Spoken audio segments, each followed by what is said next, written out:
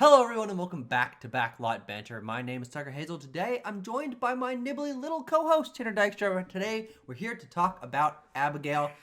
That's kind of accurate. Yeah. This is a vampire movie, but she's a ballerina, Tanner. Yeah, there you go. No capes, no dark castles. This is Abigail, a fresh take on the vampire genre. And we're here to give you our thoughts. And if you have seen Abigail and want to talk to us about it, you can join our Discord, you can leave comments, you can subscribe and like and all of that. Mm-hmm. Tanner? Yes? We've now seen Abigail from directing duo Tyler Gilett and Matt Betinelli-Olpin. Yes, Radio Silence is their conjoined name, I guess what you would call it. Yeah. Eventually they will fuse and become one man. They'll do a little Dragon Ball, like...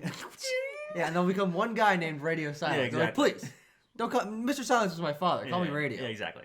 Tucker, we did see Abigail. Yeah. I was really excited for this one, actually. I think the trailers look very promising, and the film lives up to those expectations for me. Really charismatic cast here. Oh, yeah. Some great gore, some great effects all around. And I do have some reservations, and we'll get to those in due time. But on the whole, quite positive on Abigail. A really, really fun time, I think. Yeah, I think it's great. I think that it's the exact kind of very focused horror movie that I love. It knows what it's going for. Yep.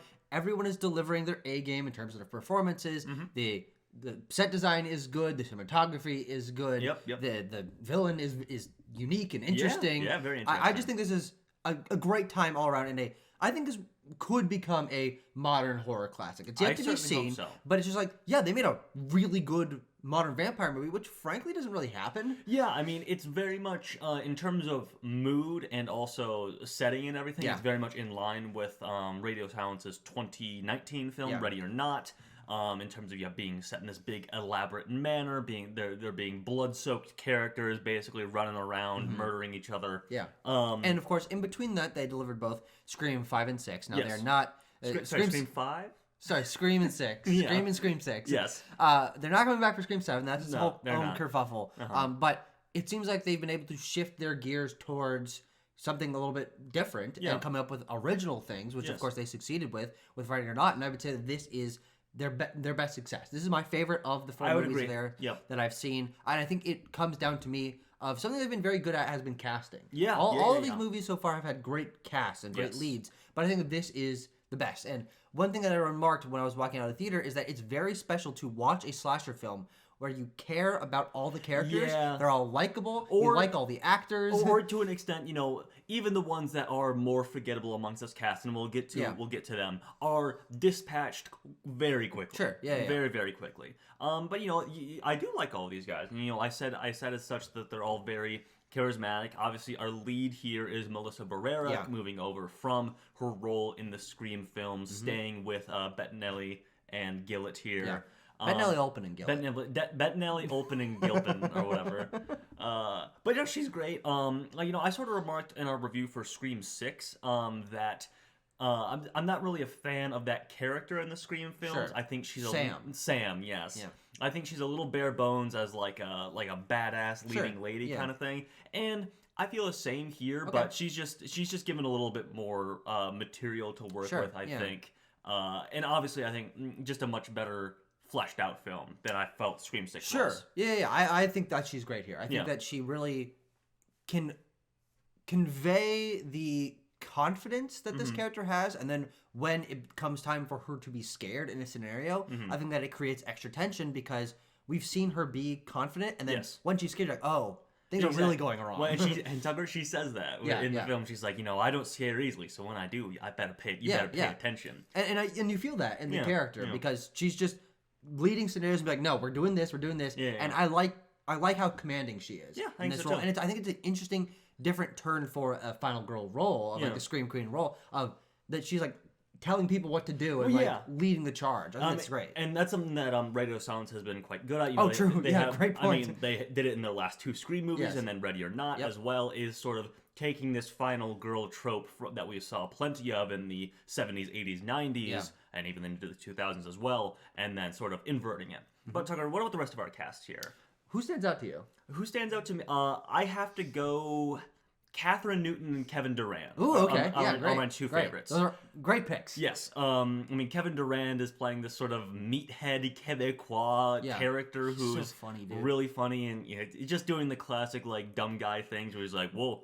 Someone's sarcastic to him. He's like, "What? I don't understand." Yeah. And he sells it. And he's just great comedic relief because he's so earnest. Yeah, absolutely. And he has moments where he's like kind of imposing, but mostly he's kind of just this big sort of Baymax teddy bear. Yeah, he's oafish. Yeah. But he's always a lot of fun of just like he's been thrown around scenes, but then he's kind of also in the car like doing this like, oh, this is kind of scary. I don't understand what's going on here. It's actually a very unique horror character, especially for a slasher. We don't get that kind of dumb big guy role. I mean, you get often. like the jock in like a typical high school group, but he's not that. But even then, he's not. He's also not a dick. Yeah, he's not a dick. He's not taking charge like the jock character does. But or maybe Jacques would be more accurate for him. No, Very good. I'm gonna pat myself on the back for that. There.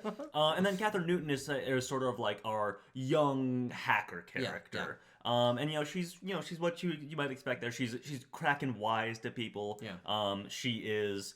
She's also the only one that's unaware of the lore behind the vampires. Yes. Which I think is the lore behind the characters, like the criminal underworld. Sure. She knows plenty about vampires. Correct, but not the actual vampires that they end up contending with. And so she, I think, lends a good audience in. Yep. Of she is a lot more like the rest of us than these other characters that seem to come from much more extreme backgrounds. Yes. And she's like, watching cartoons and like texting on her phone. I'm like, hey, I do that. She's more, so it's relatable. She's certainly more relatable than other characters. But then these other characters who have like history with the military and with crime, explaining these things about the vampires that she's unaware of. I think it's a good way to get us in as they have to explain it to her. Yeah, for sure. And also rounding out our human cast, I should say, we have Dan Stevens, Angus Cloud, and William Catlett.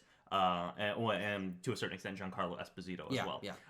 And they're all good. They're all good. They're all good there. And I think obviously Dan Stevens. The standout of those. We want to give a spoiler warning before. Spoiler warning. Okay. Great movie. Go see it. Yeah, We're gonna continue talking about it. Yes. But yeah, Dan Stevens is actually the one that I was going to say. Yes. As a standout for me. Yeah. Because he just has such a unique role in this movie. He's smarmy and he's skilled and he's cocky. Yeah, I think him and Melissa Barrera are sort of like gunning for the lead of the group character. They've got this rivalry, which I think is really fun. I mean, I think that again, this ties back to what makes this film so distinct as a slasher. Is this is an unlikely group. They don't know each other. Yes, they don't want to be. It's together. like Reservoir Dogs type of thing, where no real names. Yeah, which is fun. Which is fun. And Dan Stevens, I think, is kind of, although Melissa Barrera is the lead, I think he's kind of the core of that personality-wise, because he's Joey is the most confident.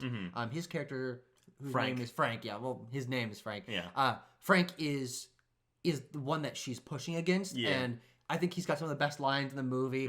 His voice is just so interesting. Yeah, so he's playing this guy who is from Queens, and they have this thing, and I want to get to this, where they like do their character introduction kind of thing, where Melissa Barrera says of him that he's trying to hide he's from Queens. I'm like, is he? He's wearing like a tracksuit, a wife beater, a gold chain, and his hair is slicked back, and he's talking like this. Oh, I'm Dan Stevens out here. What are we going on? What is this, vampires in this house or whatever's?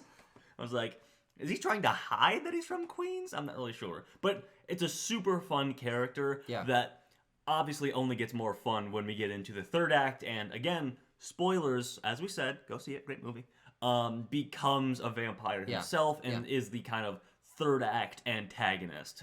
Sort of taking that, usurping that role from who we should talk about next. Alisha Weir as Abigail. As Abigail. The titular character. And she's great. She is fucking fantastic. She's very, very good in what we see of her. She is played more as a monster than a character for the vast... Well, for the first third of the film, she's a little girl. She's in the room, and we don't know she's a vampire yet. You've seen the trailers. She's on the poster.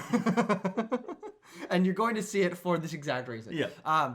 But then for the second and third acts of the film, she's played as the monster in the shadows, and so Alisha Weir is given good presence when she's on screen, but I also feel in some ways she's kind of underutilized because we don't get to see actually that much of her. When it gets to like the end of the third act, she is more present.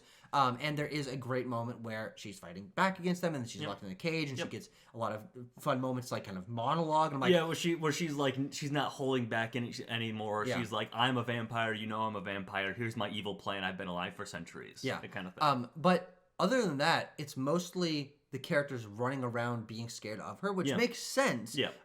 And so it's not necessarily a pro or a con, but it's just like, damn, I wish I'd gotten to see more Alisha Weir as unhinged Abigail. Sure. Because that is, I think, a relatively backgrounded part of this movie, because she's not the main character. Yeah. The characters that we're following are the cast avoiding her and running down the hallways away from her. And so then we get less of Abigail because of that, but she's still an omnipresent force. She's very interesting. Well, and I think she still makes the most of her screen time. I'm actually very happy with the amount of time that she's on screen here. I mean, when she's in action sequences, where she's trying to kill or killing people, I think her physicality is very important, and it's great. Yeah. Obviously, that's probably stunt doubles here as well, but I mean, she's doing a lot of this ballet stuff herself, which only adds to this like weightlessness of her character when she's jumping around, flying, whatever. Yeah.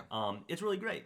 And then it can always be hard for child actors to do very confident, very like evil antagonistic roles. It can come across as a little bit artificial, I think. For her, very natural. Yeah, I was really impressed. Yeah, absolutely, and especially in the moments where she's able to bounce off the other characters. I think that she's given great range to work with here. She works very well as the scared little girl at the beginning, and then I think it's just that she gives a very good performance. But mostly for me, it's that this is a great, very unique idea for a horror monster. Little girl killer that has these superpowers is holding it back in places and then just goes absolutely nuts, a wacko for the last bit. And so I'm just so sold on the idea, and that's what put me in the theater, and it paid off. And I think it especially paid off because this is a rated R movie. They are able to go gory with this in a way that I think sells its identity a little bit more. It doesn't feel neutered. If this was a PG-13 Abigail, in the way that we commented that Megan was a little bit neutered, and Megan still turned out pretty good. Megan is solid, but it's a thing of like, it could have been this good if they were allowed to push the envelope. Absolutely it could have. And you feel Megan like trying to reach for that. And the fact that Abigail is not restrained by the PG-13 rating means that you get insane gore. And some of the best moments of the film are the fact that the vampires in this universe just absolutely fucking explode as soon as they die. It doesn't matter. I mean, you get a moment where a beam of sunlight shines on Abigail's arm, and her arm like explodes off her body. And then a couple of the kills. One thing I really appreciate is we establish unique rules for the monsters in this universe as well. When they first learn that Abigail's a vampire, they go on their like hunting run, essentially. They arm themselves with stakes, crucifix, garlic, what have you. They're like, all right, we're gonna just try everything. And the garlic doesn't work. Crucifix doesn't work. And they can't get her with a stake. So they're armed with stakes for the rest of the movie, but they can never quite get her because she's dancing around too much. And so I love that they hold off on what the stakes do until the stakes of the stakes, if you will. Until the very end, when they just explode also. If you stab a vampire with a stake, they don't like, and just curl up and die. They also explode into a giant pool of blood. Yes, way more blood than is in a human body, especially. But I also think that another great element of this movie that I didn't see coming is that there is a ramping up of the number of monsters and then subsequently kills in the movie, because we get both Angus Cloud's character and what's the other actor? The Marine guy. I don't know if I actually seen him. William Catlett. William Catlett. We get them both dying in solid ways. Angus Cloud's head coming off and Rickles' throat being ripped out. He doesn't get quite as bloody of a death, but no. I mean, they ramp it up like you were saying. We get those, and then by the time that Abigail is attacking people and like on screen, and we're seeing it, it's already gory, and you're like, oh god, these are they're all gonna die, but they're just very severely wounded for the rest of the film. And so I like that we get kills. She's stabbing the guy in the chest with a crucifix. She stabs the stake through his leg. These are like moments that in another horror movie, that's when that slasher character dies, but instead we get these great moments of gore and tension. Yeah. And then they just have to like plod around and limp around like, oh god, for the rest of the movie. Exactly. And then she converts Kathryn Newton into a vampire. Yes. And then Giancarlo Esposito is a vampire. And then Dan Stevens is a vampire. And then ultimate spoilers for the very end of the movie. Her dad, presumably Dracula, shows up and is a vampire. He doesn't get to do any murdering or anything like that. He doesn't really get to do much of anything. But he's like, "Bleh, I'm Dracula," or whatever. Yeah. But yeah, it's obviously, it's very interesting to see that sort of inverted. We're not whittling down the number of monsters. We're actually introducing more and more. Which is great. As this film sort of plays into a plot twist kind of thing. Yeah. One thing I wanted to mention, and this is because we were praising the film, so let's bring down the energy here, folks. Great, yeah. That's a very important thing to do in a review. Exactly. Because there's like they said, there's the Reservoir Dogs thing where they don't know each other, and we get two separate scenes that are like, well, here's who all of you are. I don't need both of them. I agree. Yeah. I'm glad we're in agreement on this. I think that we get a little too bogged down in, well, what are these characters' backstories? Sure. Like, I don't necessarily care. Just give me interesting personalities up front, and I don't care who they worked for, who they backstabbed, why Abigail lured them in here for these specific reasons. All I really need to know is that, sure, okay, they all wronged her father in the past, I guess. Yeah, I think or his crime underworld business. I think that the problem is that those two scenes end up feeling pretty similar. Yeah. And frankly, it's because Joey as a character is actually good at reading people. Yeah. And so then we kind of already know most of the things that Abigail is telling us. She's giving us the context as to what we knew of the characters because Joey told us in the context of, okay, this was real, and then also it's related to her father, or to their empire. But I think if she had gone through it very quickly and like boom, boom, boom, and then had because I want her to have this monologue, and so I can understand the thought process of, okay, we want to establish the characters early on, give them some texture that's not them telling it to each other because there's these rules, and this gives Joey a character element. Yeah, and she makes her feel sort of above the rest of the group as she sort of indicated to be a couple of other times as well. So that makes sense, and it also makes sense why you want Abigail to have this monologue moment where there's been a plan all along. And that's good. Yeah. But the problem is the scenes are too similar. Yeah. And they end up kind of retreading a little bit of ground. And so if she had boom, boom, boom gone through them and be like, okay, you're the cop, you're the other guy, you're the guy. And then had a thing where like, and I've been around for generations. And we don't get the more like general Abigail backstory. Yeah, we get the backstory of the other people who I like, and I'm interested in learning their backstories. But it doesn't do anything for me at the end of the day. It's like, oh, Kevin Durand character, you're angry that everyone thinks you're stupid, and so you stole. I was like, we already knew that he felt a little bit out of the loop because he's not as smart as everyone else, and like, okay, he stole. These are all criminal characters. We know that already. And like Kathryn Newton, oh, you stole from your parents. You hack and I was actually. Do you remember how that tied into the Vampire Empire? She had Vampire. Very good. Thank you. She just had stolen money from their company or corporations or whatever as well. Yeah. Sure. So you're right, and I think that. Melissa Barrera getting that moment of the revealing of that she had left her child and that she was it was because she was addicted to drugs. That I think is good and important because we don't get that moment. The ones that are most important are the ones for our two primary characters, Dan Stevens and Melissa Barrera. Yeah. But no, I agree. I think that's a solid critique. Yeah. It gets a little bit samey. The good thing is both those scenes are still good. Yes. Yeah. On their own. Yeah. Alisha Weir and Melissa Barrera are able to give pretty good performances with good dialogue in both those moments. So it doesn't hamper my enjoyment too much of the film, but it is something I noted as we were going through. I'm like, I don't really need to hear all this. Yeah, I think these seasons might have even been better if you want that information there to have our characters confess this to each other. Sure. Instead of just having it told to the audience via Abigail. Like, one of the scenes towards the very end that I really enjoyed, but it's between characters, is maybe just because they're my favorite too, the final moment between Kathryn Newton and Kevin Durand, where they're like, we're going to make it out of this. We're friends. You and I we can do this. Yeah. I was like, yeah, that's a good scene. Like, I like to see that interaction between characters, and if we had a little bit more of that and a little bit less of character walking around a room being like, and this is who you are, and that is who you are. Yeah. Anything else you want to say about Abigail? I mean, I just love seeing buckets and buckets of blood dumped on our characters. Yeah. We got last year at the Evil Dead Rise. Yeah.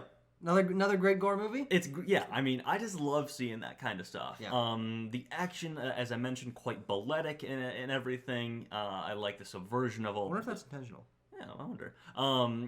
The subversion of all the vampire tropes. Yeah. I was just trying to think of anything else here. I mean, just when Dan Stevens is hamming it up at the very end. Sure, he's really good. He is like, oh, I'm a fucking New York vampire over here. And when he takes off his glasses after they're covered in blood, I love it. Yeah. I love all that stuff. That's really the reason why I think a lot of people are going to be sold on this thing. Yeah. Is those big, gory, action, horror comedy kind of moments. Yeah. And there's plenty of them to be found in Abigail. No, totally. It's because the cast has a great chemistry together. It's because the writing is on point, and that's actually one thing that I'm very happy about and pleased by, because there were some moments in the trailer. I think they took some of the most like corny moments and put them in the trailer, and I was like, okay, is this going to be the entire time of the movie? Ballerina vampire. Yeah, let's go kill us a fucking vampire. And I remember you like cringing at that line every time we saw it in the trailer, but once you're sold on the tone of the characters, it makes so much more sense. It works better in context. Absolutely. I mean, I even look back at my quick little like summary of thoughts on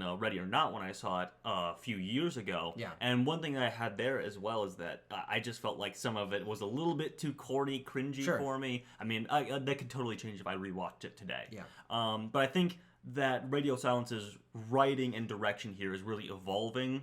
Yes. They dip their toe into the Scream franchise, which is basically a lot of that. Yeah. So I'm really glad to see them sort of evolving as filmmakers, writers, and really kind of taking a controlling hand in like mainstream horror here. Yeah. It's really cool to see. Absolutely. And the movie seems to be like challenging its way up the box office right now. We'll be talking about that when we get to Backlight Banter at the end of the month, but I'm very, very pleased with this. I'm going to give Abigail an 8.4 out of 10. Sure. I think this is a great modern horror movie. I had a smile on my face the entire time. I'm like, sumptuous lighting and great set design and great characters. Good. My God, we've been in a fucking... It's all practical. We've been in a fucking dirge of horror movies being too fucking dark. Yes. And my God, it's lit well. You can see things. Yeah, but it's still dark. It's still dark. But it's like candlelight and like lanterns. Like the moment when Abigail sort of like emerges from the shadows as she's hunting down Kevin Durand, Peter, I should say. Yeah. The Rat Pack. They're all named after Rat Pack members. It's pretty funny. Sure.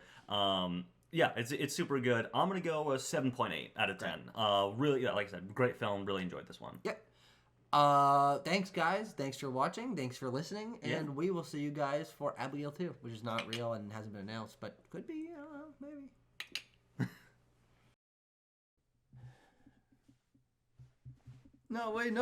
No. Oh, he's not afraid. He's lifted up. Hey, everyone. Welcome back to Backlot Banter. Chin down, Backlot Banter. Uh-huh.